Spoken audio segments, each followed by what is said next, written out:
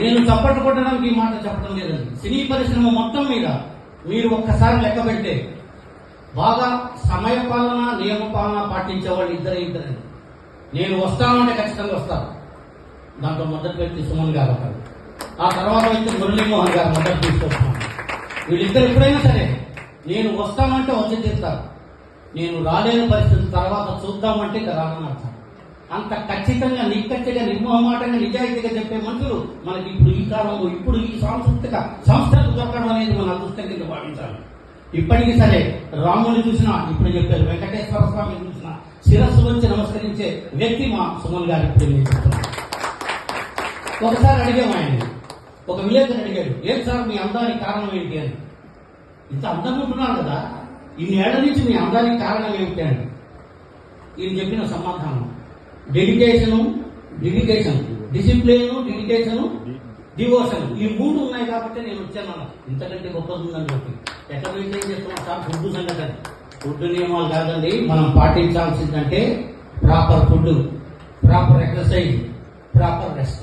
ఎంత గొప్ప మాట్లాడండి ఆ మూడు, ఎంత గొప్ప మాట్లాడండి. మనం చెప్పడానికి బాగానే ఉంటాయి, ఆచరణ వచ్చేసరికి వర్షాలు బాగుపడినాయి సిటీలో, ఏం నడుస్తాను లేదు సార్, వర్షాలు బాగుపడ్డాయి, 3 రోజులు 4 రోజులు వర్షాలు బాగా పడ్డాయి నీకు వదిలేశారు అనుకోండి, ఇంకా అది రన్నింగ్ అట్టే అయిపోతుంది, ఇంకా నడవదు మీరు. ఇంకా అదే ప్రశ్నలో అయితే అలా పాటించి నా గొప్ప వ్యక్తి 50 ఏళ్ళ నుంచి ఇండస్ట్రీలో ఉన్నాడు. అయితే ఆయన 50 ఏళ్ళ నుంచి ఉండడంలో 5 దశాబ్దాలంటే 1970వ సంవత్సరంలో, అప్పుడు నేను 10th క్లాస్, అంటే నా చిన్నప్పటి నుంచి ఆయన వేషాలు ఇస్తూనే ఉన్నారు. నేను ఇప్పుడు ఆయన గొప్పవారు, ఇంత గొప్పవారంటే నాకే ఒక రకంగా ఉంటుంది. కాబట్టి మనం ఏం చేయలేదు. ఇప్పుడు ఒక్కసారి మనం మరొకసారి ఆయనకి తప్పట్లు కొట్టడం తప్ప. అయితే ఇంకోటి గమనించాలి, ఆయనకి ఈ సందర్భంగా ఇంకా రాలేదు, ఇంకా 12 రోజులు ఉంది కాబట్టి, ఆయనకి ఆగస్టు 28 జన్మదినం కాబట్టి ఈ సందర్భంగా జన్మదిన శుభాకాంక్షలు కూడా వారికి ఈ సందర్భంగా తెలియజేస్తున్నాం. మీకు తెలియదు ఒకటి ఉందండి, ఆయనకి సంస్కృతం వచ్చింది, తెలియదు చాలా మందికి. సరే వీణ గిటార్ కూడా వాయిస్తారు ఆయన. ఇది మామూలు కనపడండి, కనిపించని మేధావులు కొందరే ఉంటారు. వాళ్ళ వేళ్ల మీద లెక్కెట్టే మౌనంగా కనపడే మౌన బ్రహ్మ ఎవరయ్యా అంటే మా సుమన్ గారు. అంత గొప్ప వ్యక్తి ఆయన. తర్వాత ఇలా చెప్పుకుంటూ పోతే చాలా చరిత్ర ఉంది. అయితే నేను వేదిక మీద ఉన్న వాళ్ళ పేర్లన్నీ నేను చెప్పాను. మా పద్మజ గారు తరంగిణి, తర్వాత శ్రీవాణి నృత్య నికేతన్, ఆవిడ పేరుతోటే ఉంది, ఆవిడ శ్రీవాణి. తర్వాత తత్వ అకాడమీ పక్కన కూర్చున్నాడు ఆయన డైరెక్టర్, అండ్ విక్రమ్ ఒకరు. ఎందుకు చెప్తున్నాను నా దగ్గర లిస్టు. ప్రాంప్టింగ్ అందించడం అనేది జనరల్ గా యాంకరింగ్ ఉంటుంది. కొన్ని రత్నమాల గారు ఒకరున్నారు, ప్రముఖ సంగీత విద్వాంసరాలు. వీళ్ళందరూ కూడా మాట్లాడడానికే ముందుగా నేను సభను ఉద్దేశించి మాట్లాడకుండా, విలేకరులు నాకు కూడా తొందర చేసి మైక్లో మెసేజ్లు పెట్టారు కాబట్టి సుమన్ గారు మాట్లాడిన తర్వాత మిగతా వాళ్ళు మాట్లాడాలనుకుంటున్నాను. ముందుగా ఈ ముఖ్య అతిథి గారు మాట్లాడవలసింది కోరుతున్నాను.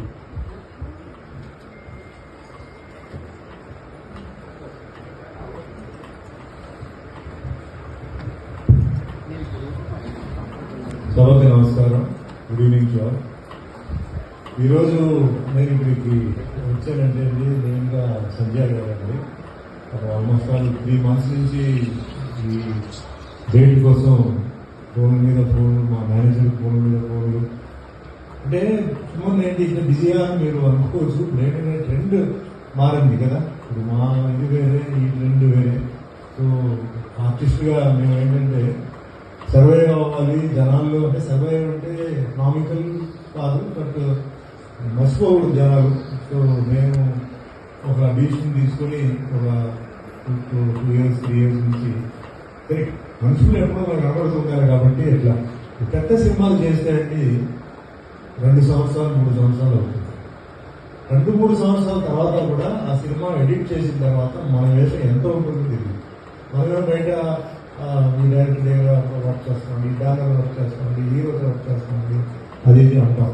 సో జనాలందరూ ఎక్స్పెక్టేషన్లో ఉంటారు. తీరా ఆ సినిమా చూస్తే నాకు వేషం ఉండదు. అలా జరిగింది నాకు. ఇంత తీసారా, ఏమైందంటే లేదు సార్, అది ఎడిటింగ్ ఎక్కువ అయిపోయింది సార్, కథ మారింది సార్, ఫుటేజ్ మారింది అన్నారు. సరే ఓకే, సో మనం ఏం చేయాలి? ఇప్పుడు 2-3 years గ్యాప్ వస్తుంది. చాలా మంది మధ్యలో కూడా రేపు సార్ ఈ మధ్య సినిమా చేయట్లేదా, గ్యాప్ వచ్చిందని అన్నారు. కారణం ఏంటంటే ఇదే ఇట్లాంటి కొన్ని జరిగింది. సో నేను వెంటనే డిసైడ్ చేసుకుని ఇంకా కనపడుతూ ఉండాలి, మనం ఏం చేయాలి. ఇక్కడ కరోనా టైం నుంచి వేరొక ట్రెండ్ వచ్చింది, ఓటీటీ వచ్చింది. సరే ఇది నేను ఆలోచించి ఏం చేశానంటే ఇంకా మా మేనేజర్ చెప్పాను చాలా లాంగ్వేజెస్లో చేస్తున్నాను, తమిళ్, తెలుగు, కన్నడ, తులు, ఒరియా, హిందీ అట్లా చేస్తున్నాను. ఏం చెప్పానంటే ప్రతి లాంగ్వేజ్లో పెద్ద సినిమా వస్తే మనం చేద్దాం, క్యారెక్టర్ బాగుందంటే చేద్దాం, క్యారెక్టర్ బాగుందంటే డబ్బు ఇస్తారు వాడు రూపాయలు, క్యారెక్టర్ బాగుంటే చేద్దాం. నెక్స్ట్ ఒక మిడిల్ బడ్జెట్ పిక్చర్లో క్యారెక్టర్ బాగుంటే చేద్దాం, చిన్న బడ్జెట్ సినిమాలు నాకు వస్తున్నాయి చేద్దాం. బట్ ఇవన్నీ ఏంటంటే రిలీజ్కి బాగా లేట్ అవుతుంది, అంటే ఫైనాన్షియల్ పొజిషన్, థియేటర్ అట్లా చాలా రీజన్స్ అవి సినిమాలు రావట్లేదు, పాపం అలాగే ఉండిపోయింది. సో మనం జనానికి దూరం అవుతాం కదా, మనం ఏం చేద్దామని చెప్పి ప్రతి లాంగ్వేజ్లో ఒక ఓటీటీ సినిమా, ఒక వెబ్ సిరీస్, ఒక టీవీ సీరియల్ నేను ఒప్పుకున్నాను. టీవీ సీరియల్ అంటే డైలీ నేను కనపడుతుంటా. ఇది కొంచెం కన్నడలో ఒక టీవీ సీరియల్ చేశాను, అది రిలీజ్ అయిన తర్వాత అది బాగా నేను సినిమా చేసినప్పుడు అంత పాపులారిటీ లేదు, టీవీ సీరియల్ చేసినప్పుడు అంత పాపులారిటీ వచ్చింది. నేను ఎయిర్పోర్ట్కి వెళ్తే అందరూ వచ్చి కన్నడలో వచ్చేసి సార్ చాలా బాగా చేశారు, ఫాదర్ ఫ్యామిలీ, అది యూజువల్ ఫ్యామిలీ స్టోరీ, సో అట్లాంటి చాలా బాగా చేశారు సార్, మీరు ఇలా ఇంకా చేయాలి సార్ మీరు, అదే సో ఒక అప్రిషియేషన్ ప్లస్ ఏంటంటే రికగ్నిషన్. ఎందుకంటే ఇప్పుడు ఉన్న ట్రెండ్, ఇప్పుడున్న ఈ తరానికి నేను ఎవరంటే తెలియదు, కొందరు తెలుసు కొందరు తెలియదు. సో వాళ్ళు కూడా నేను తెలియాలంటే నాకు ఇదే ఒక మార్గం చేసి వెబ్ సిరీస్, తెలుగులో కూడా ఒకటి చిరంజీవి గారు వెబ్ సిరీస్ చేస్తున్నారు, అది చేసిన అది కర్ణాటక మ్యూజిక్ నేను ప్రకాష్ రాజ్ క్యారెక్టర్స్ ఉంటాయి. సో అది ప్లస్ ఇలా, సో టోటల్ ఏంటంటే డైరీ బిజీగా ఉంది, డైరీ ఫుల్గా ఉంది, 2 months 3 months అంటే ఫుల్గా ఉంది. సంధ్య గారు నాకు ఇప్పుడు కాదు, చాలా చాలా నుంచి నాకు తెలిసిన వాళ్ళు. సో ఇట్లా సాంగ్స్ అండి, మీ సాంగ్సే పాడతారండి, మీరు రావాలి అన్నాడు. అంటే మనసులో నేను డిసైడ్ చేశాను రావడం కాదు, కాకపోతే డేట్ ప్లస్ ఈ థియేటర్ దొరకాలంటే బ్లాక్ చేయాలి. చాలా 2 months నుంచి తిరిగి ఈ డేట్ 16వ డేట్ నేను ఫిక్స్ చేశాను. ఫిక్స్ చేసిన తర్వాత కూడా కొన్ని మార్పులు వచ్చింది, నేను అవన్నీ కుదరదు, నేను డేట్ ఇచ్చాను, నేను వెళ్తానని చెప్పాను. అది సో నేను ఈరోజు ఇక్కడికి వచ్చాను. సో సంధ్య గారికి మధ్యలో కొంచెం టెన్షన్ అయింది, ఏంటి నేను మార్నింగ్ యాక్చువల్లీ నేను చీరాలలో ఉన్నాను, చీరాలలో ఉన్నారా అని చెప్పి ఒక ఎక్స్ప్రెషన్, అంటే అలా నేను ఫీల్ అయ్యాను, ఆవిడ ఎక్స్ప్రెషన్ ఇది. నేను ఏం వరి అవుతుంది, నేను నైట్ ఫ్లైట్ కాదు, నేను ఈవినింగ్ ఫ్లైట్ వస్తున్నాను.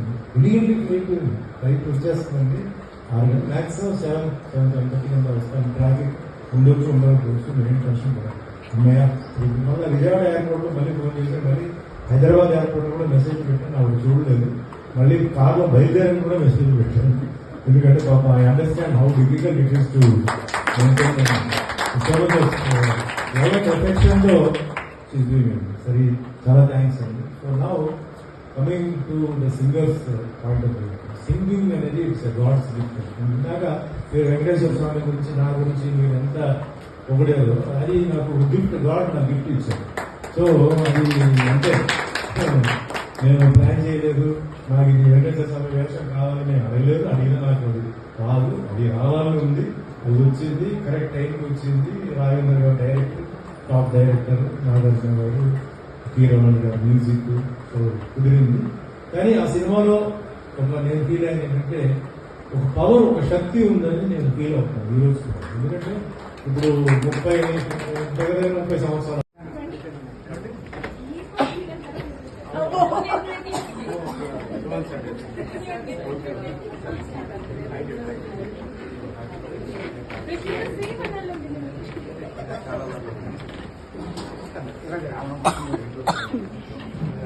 మెయిన్ హాల్లో